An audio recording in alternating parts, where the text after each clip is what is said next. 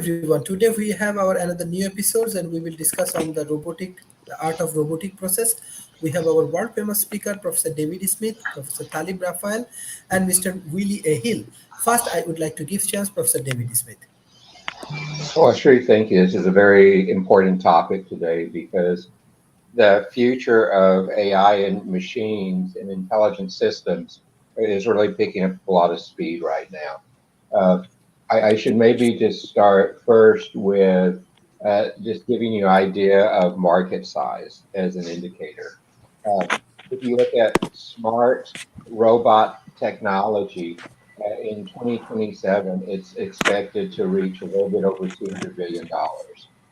So it's a market that has some growth potential and things going there. And the robot technology is really at the intersection of technology, engineering, and science coming together to look at how it can replicate human actions. And the key objective is to enhance the performance of an organization to produce a better outcome. And it's in many, many, many different industries that you see it. Um, if you begin to think back of how artificial intelligence can be used in robots, you can imagine a robot standing on the floor and beginning to do the same type of work that you're doing, but yet you do not have to program it to do all that work. And that is one of the popular ways to look at, but there's many other robots where artificial intelligence can help with it that are not humanoid robots, and you're seeing them used so many different places and working there. So if you look at artificial intelligence and robots, they really are two separate fields of technology, and you kind of have to address them like that. So what is a robot? It's an autonomous physical machine designed to perform actions automatically with speed and accuracy. Uh, but most robots, like I said earlier, do not have human-like construction, uh, and they're used for targeted purposes. One of my favorite robots is at the airport, where you see the robots beginning to be used to put together drinks and things for you where there's not enough help to do it anymore. And that's a good example where these are coming together.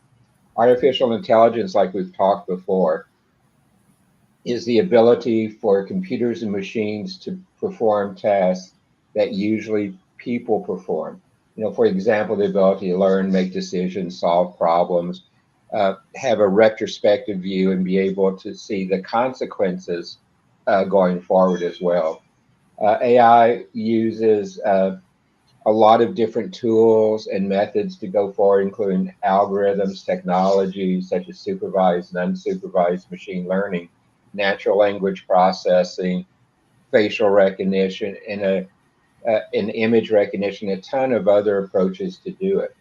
And the purpose of artificial intelligence combined with robots is to take actions that have the best chance of achieving a goal and an output. Uh, the couple of differences between robots and AI is a robot has a physical form and may or may not require artificial intelligence to achieve its purpose. Uh, AI is a software program, so it doesn't really need to be software programs, so it really doesn't need to be physical. But as you take and put these together, you can see how it can enhance the ability to do things and put it together. And so robotic artificial intelligence is when the combination is put there. AI becomes the key place in making robots intelligent, to making robots more efficient and more productive. Uh, the most advanced robots today, and we're beginning to see this a lot in some of the military operations, some of the hazardous operations, like you see where in Japan, where the nuclear meltdown caused things, they are controlled by AI that can learn from the environment and experiences. And then that robot can build up on that learned experience and be able to do different things after that. One of the places we're seeing it in daily operation right now is there are robots which are now being used for delivery, from delivering things over the street to the home, in a hospital, to places, in restaurants, delivering food from the kitchen out to the others. Those are robots that are there. The other thing with this type of AI embedded robots is they are equipped with sensors of all different types. And the AI, it has a mapping system in there to understand their location, the world around them. So those are coming together in a very interesting way today. As I said, it's a multidisciplinary approach with both mechanical engineering, uh, software engineering, vision engineering, uh, advanced networks, as you have to begin to put them together.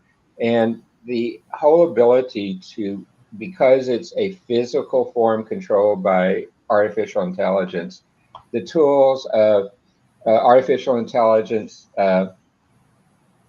standards, but also ethics become in play there, because it is a physical form controlled autonomously by software. You have to understand that the ethics and the surroundings have to play in it and work with it. So, Sharif, I think that's not a bad intro.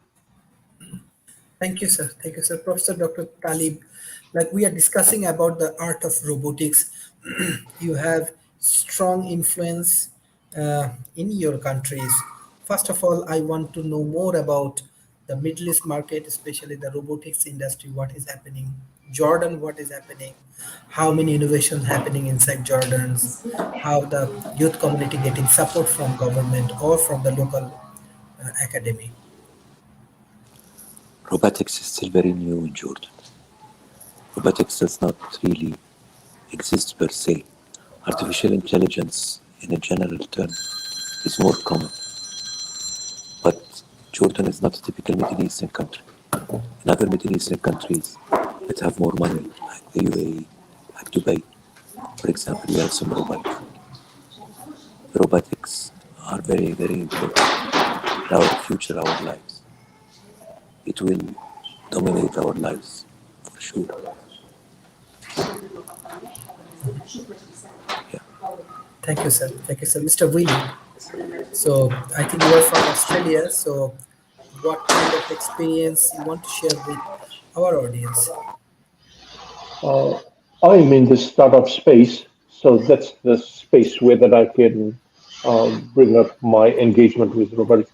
Um, a project that I'm currently working on is the relationship applying artificial intelligence to financial VC and funding space to automate the process, and so that the startup gets a more level playing field when they negotiating with the VCs. Because currently, how it's structured, the VCs kind of dictate a lot of the terms, and it's biased towards them. So what I'm looking at doing is engaging artificial intelligence uh, into this space, and maybe down track bring robotics in and have yeah a have some kind of physical form that, and move away from software into a physical space that can be used in this space. Thank you. Thank you. Thank you. Professor David Smith, we know that North America, they have a very strong research based, and you are also working with NASA and many interesting projects. So, what is happening inside the research industries for robot innovations and the capacity build up, and how it can be helpful for other countries? Well, the robotics research is happening globally. A lot in the United States with uh, some robots, particularly robots that have autonomous capability. But Japan is still a leader in robots technology, and others as well. And And the research in both robotics and artificial intelligence, when it's mated with robots, is really a very fascinating one because you're having to put different disciplines together to work collaboratively. And you've heard me say in prior broadcasts that group intelligence is one of the most important things you can do today as you begin to look at products and capabilities. But also, when you look at robotics enabled by artificial intelligence and actually Internet of Things sensors and others, you come back to something that you've heard me say way too many times on your broadcast, is that today we live in a time where everything's a system and you have a system of systems. And robotics is a great example of that because it's not one type of application. It's not one discipline that goes into the research with it. It's the combination of many different disciplines that make up a systems of systems. And the advanced robots today are really a systems of systems when you have to begin to look at them. Uh, you know, it's kind of funny, but in some ways, the autonomous automobiles are a robot when they are totally controlled autonomously. And so it goes from things where I can do a simple arm to pick up a box, move a box, and put it someplace else, or a robot that has given instructions and can go through an entire warehouse, find what it's wanting, and figure out its own pathing and stuff, to robots that can be used in hospitals, to robots that can be used for security. Uh, and you begin to think today that many of the applications today, what we're creating is intelligent machines. And an autonomous lawnmower, cars, kitchen appliance, almost everything is connected to others or other data sources. And this intelligence machines is really the makeup of robotics and artificial intelligence coming together, but it's the multidisciplinary approach that has to go into place to make these intelligent robots effective. And also, it is the systems of systems view as you look at this that has to be really fully comprehended as you do the research, as you put the engineering in place, as you put the science in place. And these systems of systems make these products more agile, intelligent, and efficient all at the same time. So, Sharif, I hope that answered the question. Yes, thank you. Professor Donald, can you hear me? Yes. Yes, thank you. Thank you for joining today. We are discussing about robotics. So, what the interesting information you want to share from Silicon Valley? Well, um, it's a lot of fun. The kids have great robotics contests every year, and they get together and try and make robots do new and different things. The uh, it's interesting when we talk about machine intelligence that one of the I was just watching Better Than Us. It's a funny Netflix series about a home robot that falls in love with its master so far, and it's so intelligent, but we're pretty far from that. But it's fun to watch stuff like that. But um, when I've been trying to write and think about artificial intelligence, one of the things that's really important to me is that, or to understand, is that human beings intelligence isn't this disembodied thing that lives somewhere in a brain or something like that. Intelligence is the your interaction with the world. So like it's so the idea of having artificial intelligence that just lives in a machine that's disconnected from anything really doesn't make any sense, because without perception and the ability to act in the world, something really doesn't have any intelligence at all. I mean, or there's no way to I don't know, to measure it or observe it. And so robots are pretty exciting in that they start to allow the artificial intelligence that we're developing to be able to have some sorts of degree of perception and feedback and interaction with the world around it. And that's, we're finding, is extraordinarily complex. And it's interesting, it teaches us something about ourselves. It also is an amazing challenge. I just read Bezos's biography, and it may be a couple of years old, but Amazon, the robots in Amazon's warehouses they don't really have the ability to like look around for stuff and make decisions about stuff. They had to package everything in Amazon so that the boxes were exact specific sizes, that they put in exact specific places, so that the robots could follow exact patterns. They weren't making decisions. So if you've noticed, sometimes in Amazon boxes you'll get stuff in kind of a bizarre box, like, why is this thing in a mostly just plastic stuffing? And the answer to that is because in order to automate the warehouses, they had to put things in exact places, because the robots they're not actually interacting or perceiving with the world.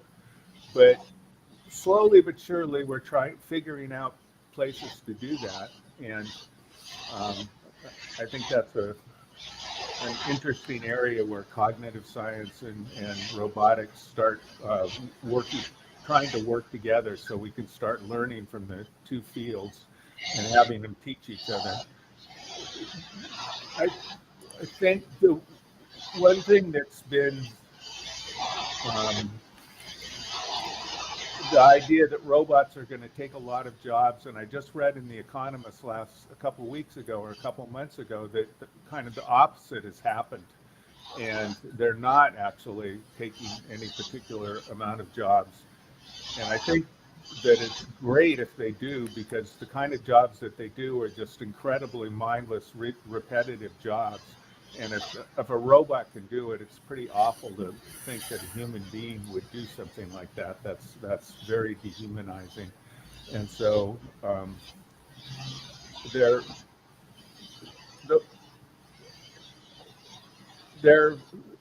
business-wise, they're exciting, and I think David covers that usually pretty well. But they're both. You can have fun with it. You can buy robot kits and learn how to do robots and things like that. It's something that's fun, and it's just a long progression of basically taking human work and breaking it down into teeny weeny pieces and automating as many of those pieces as we can. And that's what robots are mostly used for now. I'll say the ones that are in the hospitals really they just carry pills around. That's all they really do. And they have to be double checked by people, because if you give anybody the wrong pills, that's really a bad thing. So they basically carry the pills to where they're supposed to go. And there's security robots in malls in Silicon Valley, and they just kind of basically like bumble around like vacuum cleaners with security cameras on them. And so they're not very sophisticated yet, but they're fine. Thank you. Dr. Talib. Dr. Talib Raphael. Yes, Yes. Sharif. Yeah. As we find the different interesting information from North America and from Australia, Dr. Talib, like, what is your advice for developing nations? Because what the dialogue we are organizing, we want to develop a knowledge-oriented society.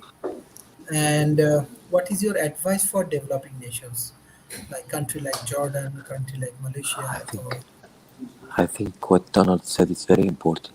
We should distinguish between humanity and robots. Robots can never become human, not in their feelings, not in their intelligence, not in their emotions. They have no emotions whatsoever. They keep repeating the same job again and again. I guess that's the major difference between the two. And I would advise all developing countries to get into robotic systems because robots can save jobs. They don't take away jobs. No robot can replace a human being in judgment, intelligence, and feeling. Feelings are very important. I was wondering about this show that Donald was referring to, about this robot falling in love with his master. I don't know about that. I don't think robots are capable of doing that. They aren't. No, It's funny. It's humorous, really. I know. I know. I think it's very important that developing countries also understand this fact very well and distinguish between the robotic industry and the business part that David was referring to and the human needs. I don't think that's there a contradiction between both. Thank you so much. Thank you, Mr. Willie. So you are expert for developing startup ecosystem. So yeah, how we can develop more startup for this robotics industry. Yes, I'm really fascinated with robotics and more moving into the space of uh, dehumanizing uh, interaction. Um, in the startup space, we have a lot of interaction. I mean, the only interaction is between the VCs and the startup. And because it's weighted towards the VC, the startup is a bit like, please, sir, can I have some more kind of thing. So what I'm looking at doing is, as the VC comes up with an argument, there, there is a strategy that VCs use when they interview a startup. Three of them get into the same room with the startup, and one person is designated as the one that's going to distract the startup and comes up with data. And as the startup's listening to all this data, it gets distracted by the terms that are being discussed. And I kind of look at that as being weighted towards the VCs. So what we're trying to do is move away from that space so that it's more a level playing field and that the opportunities are there for startups to engage genuinely open either equity crowdfunding or nice VC guys kind of thing. So that's where I'm at. I'm sitting in that space and I'm looking, okay, how can we do this better? How can we use artificial intelligence better to, because at this present moment where we're sitting now, it's really weighted towards the VC. Yep, that's where I'm at the moment. Yeah, thank you, Professor David Smith. Yeah, like the startup industries, they need more support, more financing. In the COVID-19 situations, maybe they can innovate more robotics and this kind of things. So how the developing nations startup can get more help or more cooperation? How can the startup? Now, in this area is fairly straightforward today. I mean, if you just begin to do an internet search on any of the topics we've talked about here and with education, you're going to find hundreds and hundreds of university degrees that will teach this, but you're also going to find a lot of boot camps teaching parts of it, and you're going to find other online programs that handle it as well. So part of my suggestion to people in the startup community is to understand that education is a lifelong endeavor and that your education doesn't end when you have a college degree. The people who work for me, I encourage them to continue this type of education all the time because I have employees who are involved in online boot camps and employees who are taking online uh, certifications, taking online degrees all the time. And there are certifications which you can get in robotics for different parts of it. Uh, I also would encourage people in your startup community, because AI, all the elements we've talked about earlier, and the mechanical engineering things of robots are so collaborative, to go out and network with people in those various different domains. I have yet to see good networking events where all these domains come together. So you really have to take it upon yourself as a startup to go out and put together a deliberate plan to either in-person networking or virtual networking, which is a lot happening today, to seek out the places to fill the gaps you have in your knowledge pool, because you're going to have them, particularly in startups in this area. Also take advantage of some of the work that is being done by government. For example, here in the United States, NIST, National Institute of Standard and Technology, has a program on intelligent robots, and they have a lot of material posted there. You can find this in many places. If you go to the United Nations, they have a program on intelligent machines, and you can get help there as you begin to put it. And the other thing is you look at, though, is that the topic you've chosen today with smart AI enhanced robots is really the backbone of the fourth industrial revolution, as we begin to look at intelligent autonomous robots in there as part of the fourth industrial revolution. And I agree with something Donald said earlier, and I agree and disagree. Donald said that in healthcare, most of the robots are moving pills. And for some of the applications, that's correct. But in some of the startup community now, and we're seeing this beginning to be deployed into space and into particularly battlefield environments, we actually now have autonomous robots that can even do surgery. They've had the machine learning, everything put in their place, and they're doing surgery. There, there's an article that just came out by Harvard Business where they were looking at robots and surgeries and came to the conclusion that smart robots are more accurate with precision than human surgeons are. Now, today, under our healthcare laws in the United States and commercial hospitals, there's always a surgeon there in charge and has the ability to guide it. But there's a lot of intelligence built within to the robots where it can at the same time synthesize real-time imaging. It can pull the data from the vitals of the patient.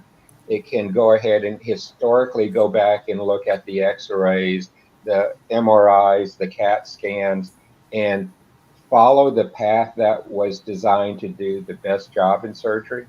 And you're beginning to see that. In San Antonio, about 100 miles from me, one of the startups there has a robotic surgery piece that can fit on the side of a stretcher. And it doesn't require the big robots like we saw before with some of them where it took up half an operating room to put that robotic arms in place there. So you're seeing a lot of advances like that. And again, what we're seeing for your startup community, Sharif, is there's beginning to become frameworks evolving, the beginnings of standards that can be used for this type of system of systems being put in place together. When these frameworks and standards are advanced a little bit further from where it is today, it's going to be very easy to innovate in startups. It's going to be very easy to follow these because your ability to do your technology transfer, your ability to do the marketing required to acquire your customers and your first customers, the market entry are going to be better because you're going to be able to take advantage of those frameworks and those standards.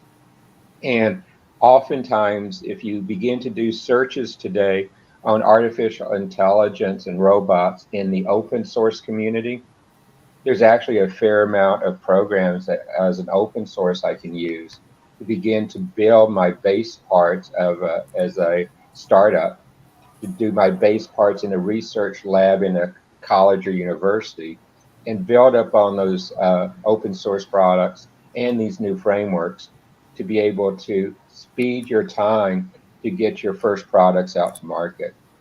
So that's where I see it going in that community, Sri. Thank you. Professor Donald. Yeah. Um,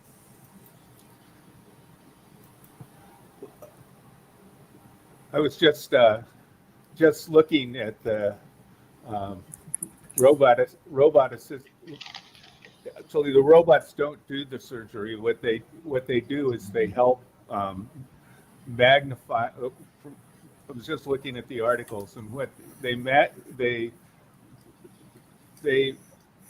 magnify and they make it basically it's like a video game. The surgeon runs it, and it allows it to be more accurate and better magnification and all kinds of things. So it's much better than just sitting there with a scalpel with your eyeball. It assists it, which is great. I think that over the last little while, I've been reading, I've been going through a book about teaching yourself machine learning using Python and using TensorFlow and trying to really understand some of the things that some of these algorithms do. And I really want to emphasize what Dr. Talib said is that they're not intelligent because what we use the word and it's kind of a misleading word. What they are, they're intelligent in the sense that they can learn from their environment to a degree, but almost your door learns from its environment. If your door is not completely plumbed, it'll hit on the wood, and after years and years and years, it'll wear off. So it'll fit. I mean, so in a sense, it's learning from its environment because it's the environment is changing it because of the reality of its actions. So, I mean, learning in that kind of sense isn't anything that we would really equate with intelligence. And so, but it doesn't mean that it's not incredibly valuable. I mean, it's what it's doing is it's finding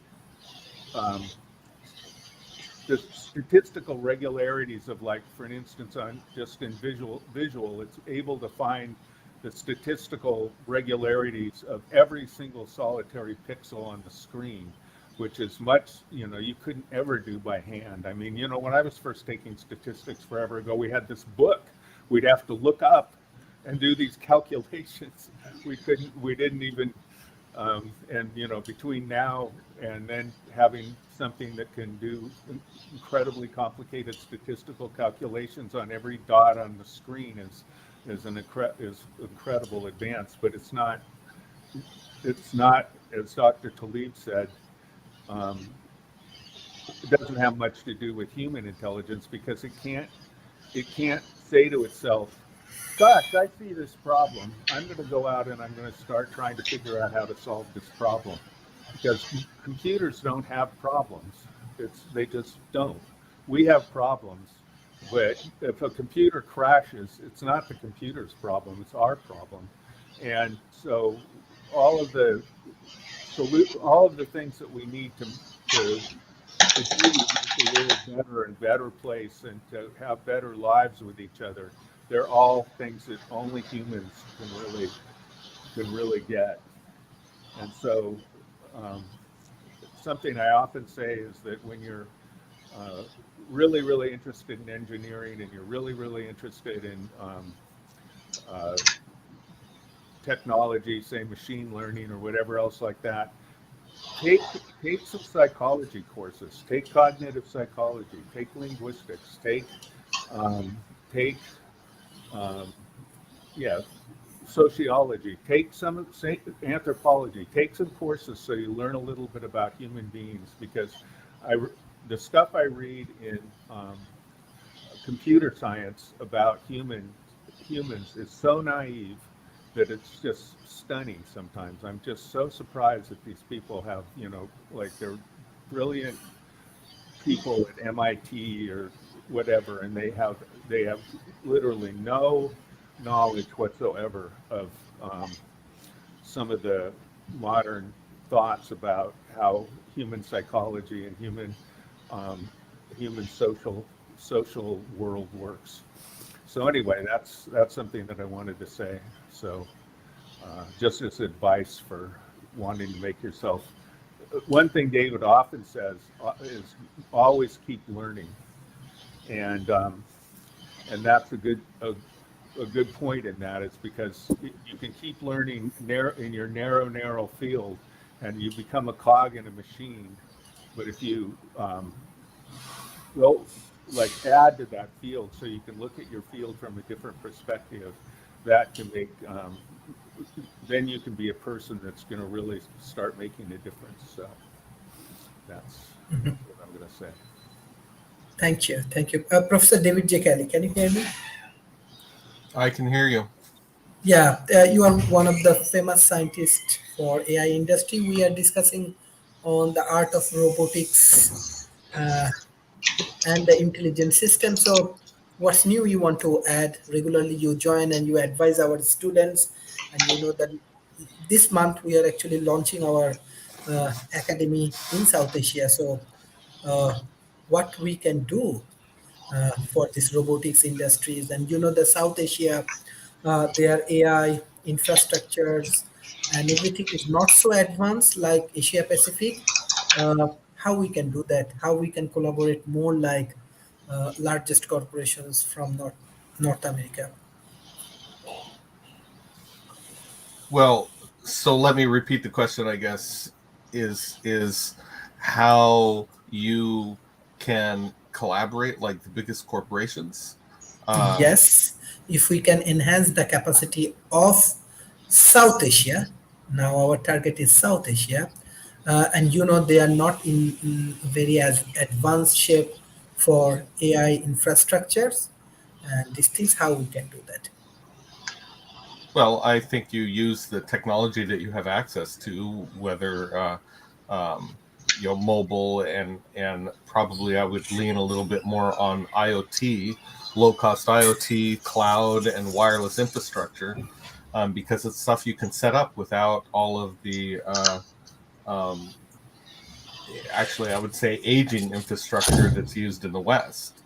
Um, in terms of robotics and working with AI, as long as you have a Wi-Fi connection or cell connection, and you have the computing power in the cloud that you can get access to, and then you can use these technologies and apply it however might make sense for a particular group.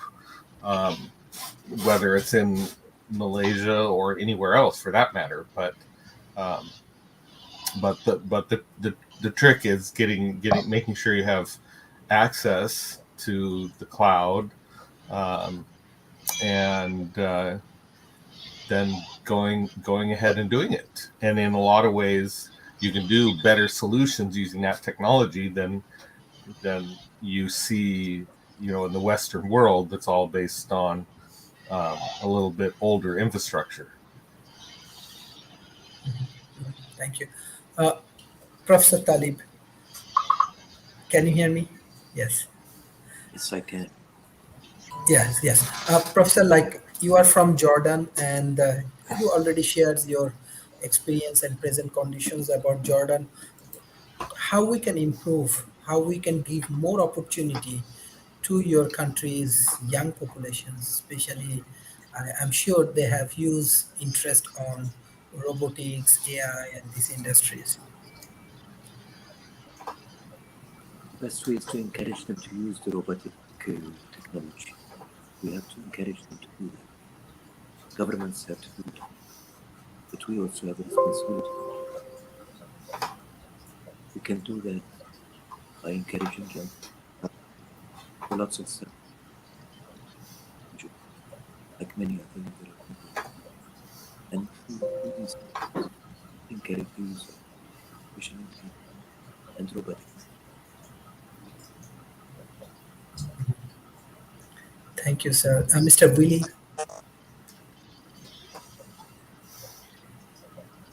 can you unmute, please?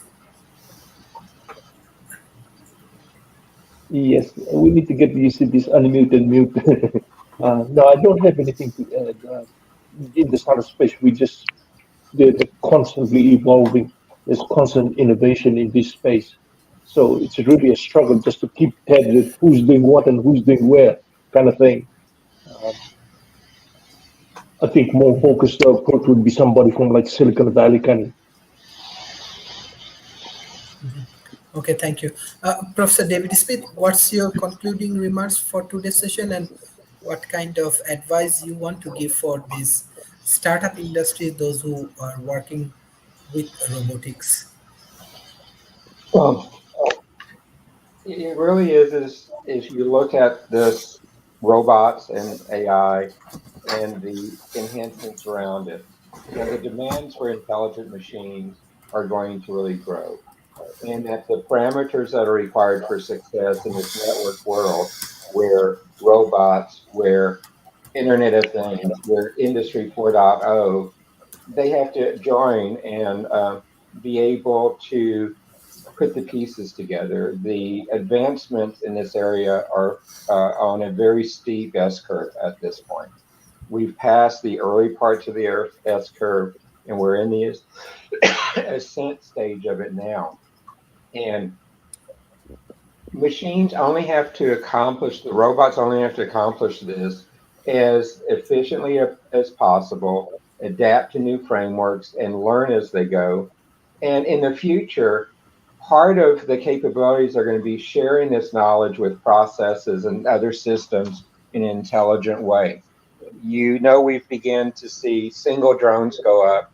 Then we saw groups of drones. And now we have intelligence mesh of drones, which drones are a robot, working together to be able to do complex flight patterns, to be able to do complex entertainment activities and others. David, can you mute? Thank you.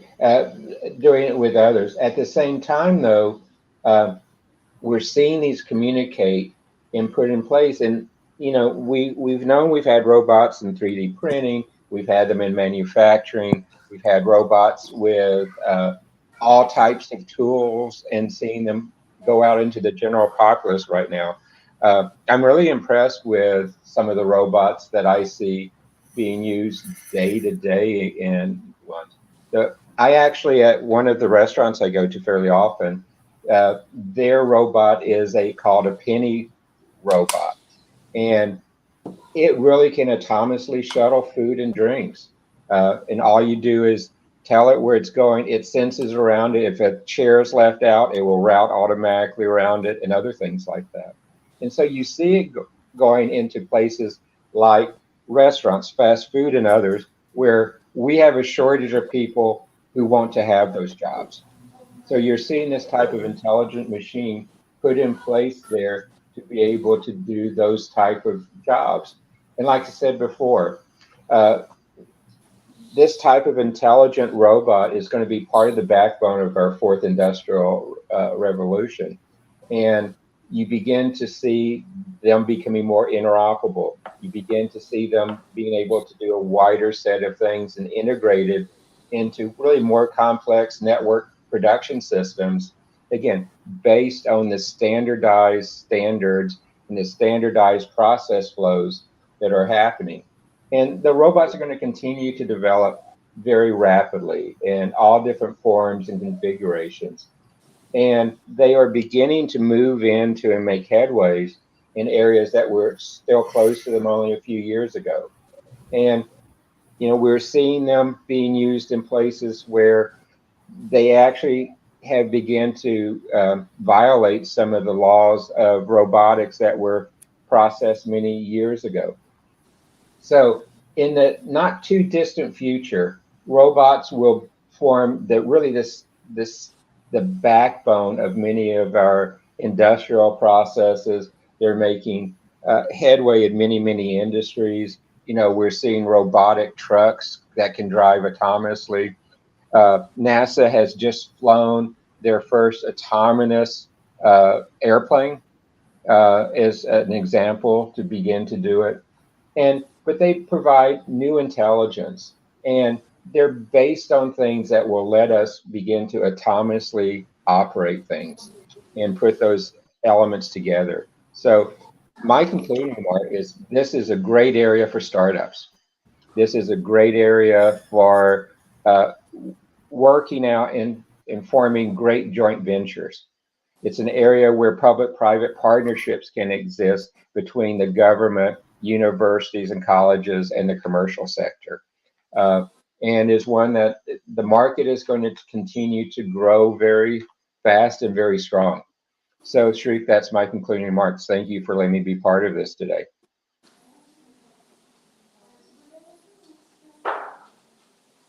Uh, Sharif is gone. Donald, why don't you go next?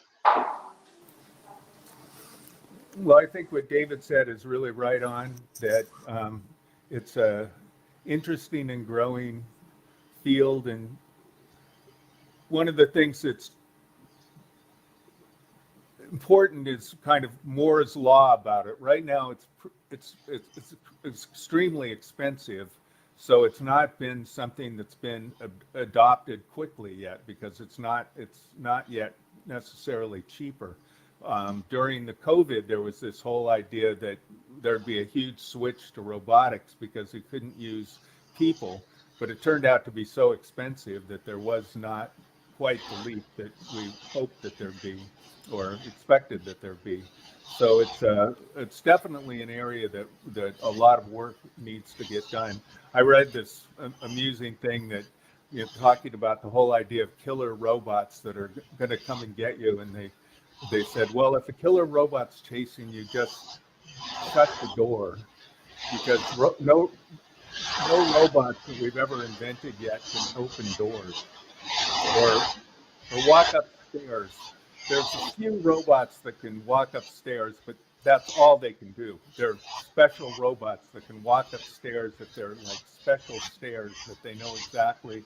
The lighting is exactly right, so they don't get confused by the lighting and so on like that. Robots are still pretty limited for most purposes, which is great. I mean, that's opportunity to try and figure out some of those problems and getting them to work. So we're a long way from the robot in Better Than Us, which is again sort of it's kind of an amusing story about a robot that's sort of become sentient. So slowly but surely, I want to say one other thing is that the idea that AI is being used in education, and it can be, and robots can be part of that too, because at least in the sense that there has to be feedback and perception to be able to, of some sort, to be able to teach people in any useful way over a long term. And there's progress being made of it, but it's so much more expensive because every time you change it, you've got to reprogram everything and rewrite everything. So the world keeps changing, so education has to keep changing, and so the course material has to keep changing, and it's more expensive to do the electronic education than it is to do just regular education. So as I said, it was cheaper for Amazon to just hire armies and armies and armies of people during the COVID thing than it was to automate their warehouses. They did try, and they did do it to some extent, but so far robotics is still really in its infancy. And the biggest problem is that with human beings, we can adjust what we do. If we get a odd shaped thing and a robot's going to pick it, if we're going to pick it up, we can figure out how to move our hands and grasp it in a way so that we'll be able to pick it up. But robots haven't quite, we haven't figured out a way to reliably get robots to do that, no matter what position they're in.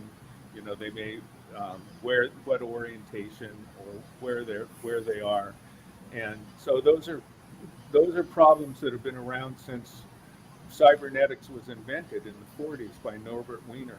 And interestingly, when Norbert Wiener invented cybernetics way back in the 40s, in his second edition of cybernetics, he wrote that um, it was something that we really needed to worry about, because he said it, just as human labor could never compete with a steam shovel as an excavator, that robots and and computers in general were going to start competing with people for a lot of menial tasks and menial mental tasks, and that we were going to eventually come to a place where they were going to be putting people out of jobs.